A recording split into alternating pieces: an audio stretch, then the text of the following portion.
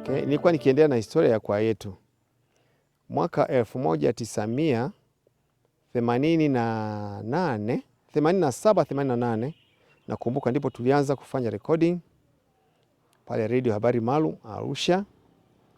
Tukarekodi audio ya kwanza, album ya kwanza ilikuwa inaitwa Heri Aliyesamehewa. Tulirekodi kipindi hicho kama kwaya mapigano. Tuliendelea vizuri na hatimaye tukaendelea tena baada ya miaka mitatu tukarekodi album nyingine ambayo ilikuwa inaitwa Fahari ya Vijana. Na baada ya miaka mitatu tena tukarekodi audio nyingine ambayo ilikuwa inaitwa Mwenye Mamlaka, ambayo hiyo ndio ilitoka kwenye chati, Mwenye Mamlaka kipindi hicho. Baada ya hapo tukarekodi tena album ya 4. Baada ya miaka mitatu tena tukarekodi album ya 4 ambayo ilikuwa inaitwa Sisi ni Barua. Na hiyo tuliendelea nayo, lakini kipindi tunarekodi Sisi ni Barua tukafanya recording au tukaenda kushuti video Mwenye Mamlaka. Sasa hiyo ilikuwa ni kipindi ilikuwa mwaka 1999 kitu cha namna hiyo. Na hapo ndipo tukashuti video ya Mwenye Mamlaka. Na hapo tuliendelea na waimbaji tulijikusanya, tukakusanya nguvu, maana hayo yote tulikuwa tukiyafanya kwa nguvu yetu sisi wenyewe kama waimbaji, kwa kujitoa kufanya kazi hiyo, kwa sababu tuliitwa na Mungu kwa ajili ya kazi yake, na tukaona kwamba sisi ni fahari yetu kufanya kitu cha namna hiyo kwa ajili ya utukufu wa Bwana. Tuliendelea vizuri tu, maana hapo kipindi tunakwenda kurekodi hiyo album si Mwenye Mamlaka, tulikuwa waimbaji tuliokwenda kushuti tulikuwa kama waimbaji 16. Lakini hapo tunamshukuru Mungu kwa kweli tuwezesha kufanya kitu cha namna hiyo, kwa sababu hiyo album ilitupa faida kubwa sana kiroho, kwa sababu ilienea sehemu mbalimbali kwenda kuwafundisha watu. Maana zile sehemu ambapo tulikuwa hatufiki, lakini kupitia katika albamu hiyo ujumbe wetu ulimfikia kila mmoja. Kwa hiyo ndio maana tunasema kwamba albamu hiyo tulifanikisha na ikatupa faida kubwa sana, kwa sababu walio wengi baada ya kusikia neno la Mungu kupitia katika albamu hiyo, wengi walipokea wokovu. Ndio maana sisi tunajisikia furaha. Tuliendelea kama kawaida, lakini baadaye tulipata changamoto kupitia katika huduma yetu, na changamoto hiyo tukawa tunatafutwa na watu wakifikiri labda huduma yetu au sisi hatupo tena duniani. Lakini tulikuwa tupo, kwa sababu baada ya kukutana changamoto kuna mambo mengine ilibidi kwamba tuahirishe kidogo, lakini huku pasipo kusimama katika huduma. Maana tuliahirisha tu katika kushuti au katika kwenda kurekodi studio, ndicho kitu tuliahirisha, lakini huduma iliendelea kama kawaida. Tuliendelea tukifanya mikutano ya Injili sehemu mbalimbali.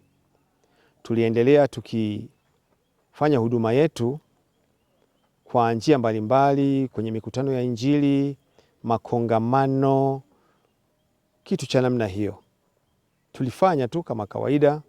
Tulizungukia mikoa mbalimbali, tulienda Mbeya, tulienda Kiela, tulienda Dar es Salaam, tulienda Bukoba, tulienda Arusha, tulienda Kahama.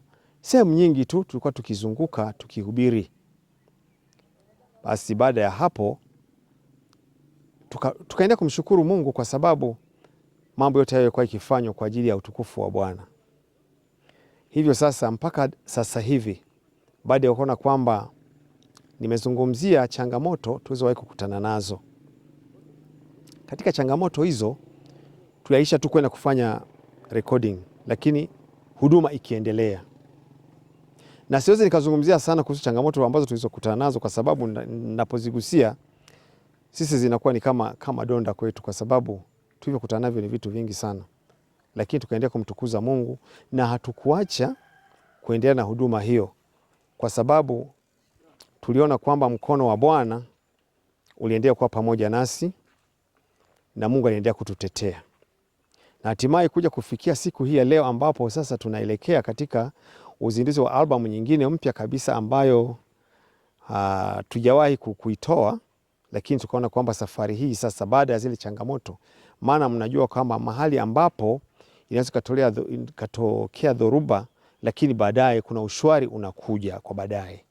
Hasa utulivu unapokuwepo, basi safari inaendelea kama kawaida. Kwa hiyo sasa hivi tumefikia kutoa albamu nyingine mpya ambayo sasa hivi tunatakiwa kwamba tutaizindua mnamo tarehe 9 mwezi wa 3 mwaka ujao, mwaka 2025. Tutazindulia pale Arusha, na hapo vile vile tutafanya uzinduzi wa albamu hiyo Dar es Salaam tarehe 16 mwezi wa 3 mwaka 2025. Na tuna maana kufanya hivyo kwa sababu walio wengi walisema kwamba sisi hatupo tena duniani, lakini tupo na huduma yetu ilikuwa ikiendelea. Kwa kuwa ile awali huduma yetu ilikuwa ikiendelea wakiwa wanatuona kupitia katika albamu zetu, lakini sasa kwa kuwa tulisitisha albamu, wakawa hawatuoni tena, kusema kwamba hawa watu walisha kufa au hawapo duniani, lakini tupo na tunaendelea.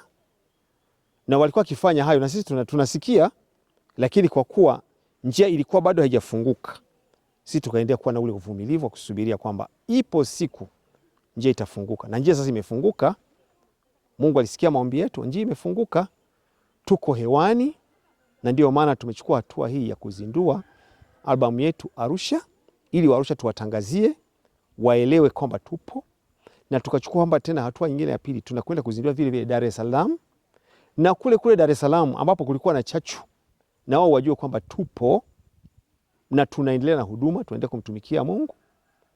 Na katika ulimwengu mzima, pale ambapo albamu zetu zilifika, ziendelee kufika tena na kuwahubiri watu wamjue Mungu, waokoke, na hatimaye Mungu aendelee kuinuliwa na kupewa sifa na utukufu.